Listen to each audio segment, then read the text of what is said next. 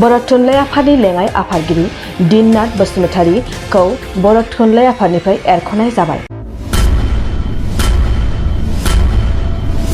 बर'नि थामथि गोजोन गोरोबथा बिटिआर गोरोबथाखौ बावैसो सानसुमा खुंगुर बैसोमुतियारि बिथांमोननि दैदेननाय मोनसे हानजाजों PIL होफानायनि थाखाय बर' थुनलाइ आफादनि लेङाइ आफादगिरि दिननाथ बसुमतारीखौ तामुलपुर जिल्ला कसुबारिनि गोजोन फोथाराव खुंफुंजानाय 10थि बर' थुनलाइ आफादनि बोसोरारि जथुम्मानि गिबि साननि थामहिनबा मैया 1थि साननि थान्दै मेलाव एबा थान्दैमेलनि गेजेरजों एरख'नाय जाबाय। गासै बर' माहारिया सरकारजों थांनाय 2020 मायथाइयाव थामथि गोजोन बिटिआर गोरोबथा खालामदोंमोन। बेखौ बावैसो सानसुमा खुंगुर बैसोमुतियारि बिथांमोननि दैदेननाय मोनसे हानजाजों जेबो साना हसिया गुवाहाटी गोजौ बिजिरसालियाव PIL होफानायनि थाखाय लोगोसे बे PIL होनायजों बर' हारिनि गेजेराव गावजों गावनो दान्दिसेब्लाबो दाङाबाजि लाबोदोंमोन। बेखौनो नायनानै बर' थुनलाइ आफादा गोथौ आरो गुवारै सावरायलायनायनि गेजेरजों सोलिबाय थानाय बर' थुनलाइ आफादनि 10थि बोसोरारि जथुम्मानि गिबि साननि थान्दै मेलाव बर' थुनलाइ आफादनि लेङाइ आफादगिरि दिननाथ बसुमतारी बिथांखौ आफादनिफ्राय एरख'नाय जाबाय।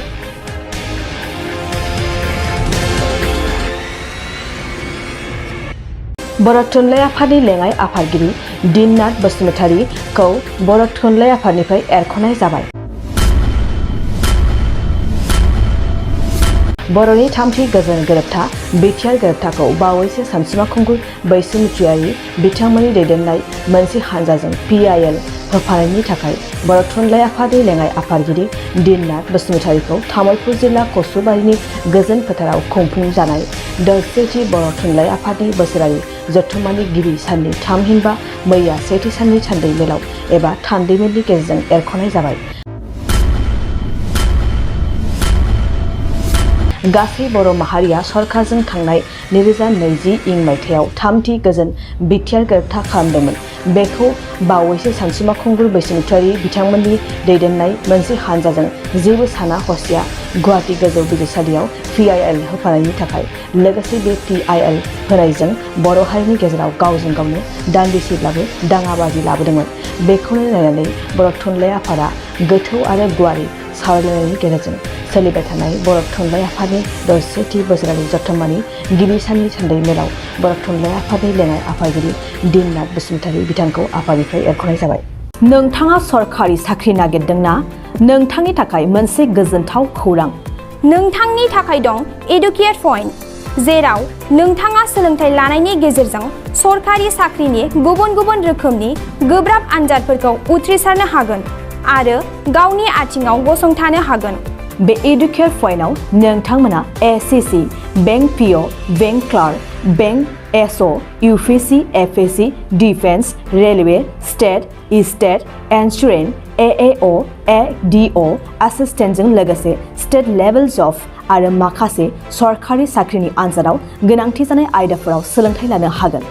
मख'नो गोनांदि बे सोलोंसालियाव साख्रिनिल' नङा, बेयाव MBA आरो सैनिक स्कुल बायदियाव एडमिशननि थाखाय एन्ट्रेन्स होनो थाखायबो सोलोंथाइ लानो हागोन। बे सोलोंसालियाव गाहाम थाखो खथानि सुबिदा दं आरो सम मथे नोंथांनि सोलोंथाइखौ बे सोलोंसालियाव होनाय जागोन। बेखौबो मिथिनांगोन दि बे एडुकेट पइन्टआव सोलोंथाइ लानानै बावैसो 2021-22 मायथाइनि SSC GDनि आनजादाव गासै 11 सा सोलोंसाफोरा उथ्रिसारनो हादों।